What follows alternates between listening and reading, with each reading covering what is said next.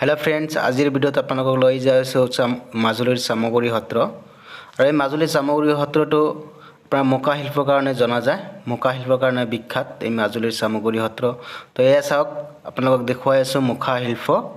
আৰু এই মুখা শিল্পখন আৱিষ্কাৰ কৰিছিলে কুশাকান্ত গোস্বামীদেৱে। তো এই কুশাকান্ত গোস্বামীদেৱে এটা সময়ত ভাৰতৰ প্ৰাক্তন ৰাষ্ট্ৰপতি ডক্টৰ APJ আব্দুল কালামৰ দ্বাৰা পুৰস্কৃত হৈছিল। তো এয়া চাওক মুখা শিল্পৰ মিউজিয়াম, আপোনালোকক দেখুৱাই আছোঁ এই ভিডিঅ'ৰ জৰিয়তে। এইখন হ'ল হাতী মুখা শিল্প।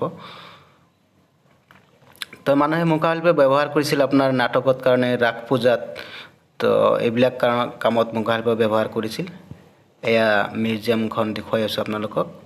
আৰু বৰ্তমান এই মুখা শিল্প চলোৱাই আছে কুশাকান্ত গোস্বামীদেৱৰ পৰিয়ালবৰ্গই। তো চাই থাকিব আপোনালোকে।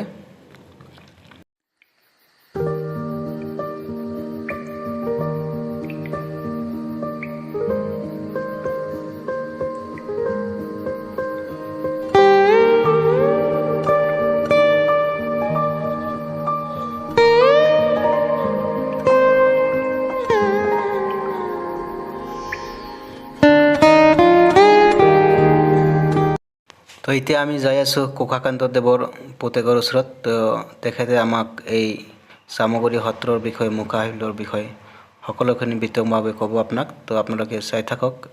আমাৰ এই চামগুৰি সত্ৰখন হ'ল 1663 খ্ৰীষ্টাব্দত ৰজা চক্ৰধৰ সিংহৰ দিনত প্ৰতিষ্ঠিত সত্ৰ। আৰু তেতিয়াই প্ৰথমজন সত্ৰাধিকাৰ আছিলে চক্ৰপাণি আট। সেই চক্ৰপাণি আটৰ ওচৰতে ৰজা চক্ৰধৰ সিংহই শৰণ লৈ সত্ৰখনি প্ৰতিষ্ঠা কৰিছিল। এজোপা বৃহৎ আমাৰ চামগছ আছিলে, সেই চামগছজোপাৰ তলতে সত্ৰখনি প্ৰতিষ্ঠা কৰাৰ কাৰণে নাম দিলে চামগুৰি সত্ৰ। আৰু সত্ৰখনৰ মূল বৈশিষ্ট্য হৈছে জগতগুৰু শ্ৰীমন্ত শংকৰদেৱৰ মুখা শিল্প। গুৰুজনাই 500 বছৰ আগতে বৰদোৱা থানত চিহ্ন জাতৰ ভাওনা দি মুখা কলাটো তৈয়াৰ কৰিছিলে। আৰু এইটো এটা পৰম্পৰা হিচাপে চলি আহিছে।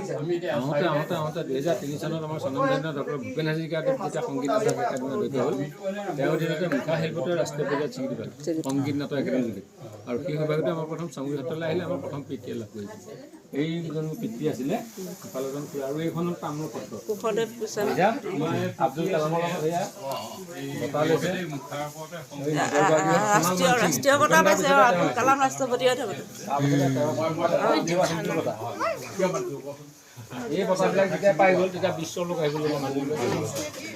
আৰু আমাৰ মুখা বনোৱা পদ্ধতি বিভিন্ন বাঁহৰ কাঠি কৰি লওঁ। তাৰপিছত কুমাৰ মাটিৰে কাপোৰ মাৰোঁ।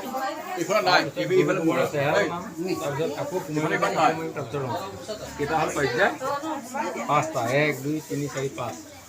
আৰু এটা মুখা বনাবলৈ গ'লে আমাৰ 3 দিন 4 দিন লাগে। আৰু এই মুখাকে আমি 3টা ভাগত বনাওঁ। যেনে এয়া ভগৱানৰ বিষ্ণু নৰসিংহ অৱতাৰ।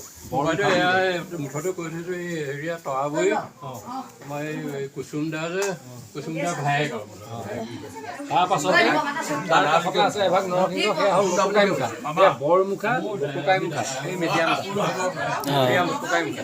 আৰু এইবিলাক হ'ল মুখ মুখা। এইবিলাক আমি যেতিয়া ভাওনা কৰোঁ সেইটো আমি এনেকৈ পিন্ধি লওঁ।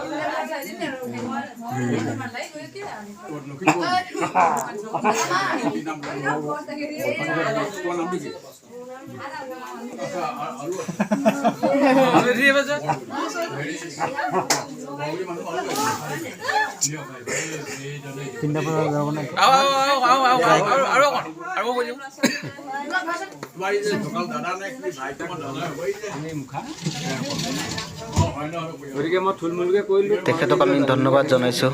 এতিয়া আপোনালোকক দেখাম যে মুখা শিল্প কেনেকৈ বনায়, কি কি বস্তুৰ দ্বাৰাই। তো আপোনালোকে চাই থাকক।